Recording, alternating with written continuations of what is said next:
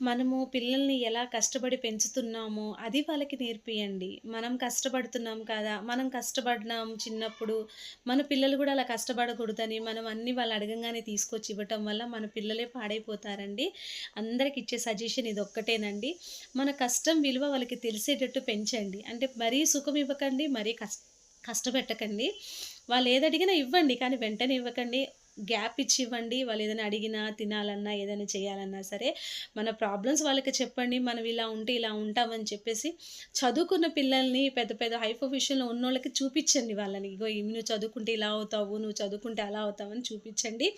అప్పుడే వాళ్ళు తెలుసుకుంటారు. నేను మా పాపకి అలాగే చూపిస్తానండి. అందుకే మా పాప ఈ రోజు వరకు నాకు ఎటువంటిది ఏమీ తేకుండా మంచిగా చదువుకొని నాకు మంచి పేరు తెచ్చింది. సింగింగ్‌లో, డాన్సింగ్‌లో మా అమ్మాయి అన్ని ప్రోగ్రామ్స్‌లో పార్టిసిపేట్ చేసిద్ది. అన్నిట్లో ఉంటది మా అమ్మాయి. నేనేది అడ్డు చెప్పను. ఓకేనా ఫ్రెండ్స్?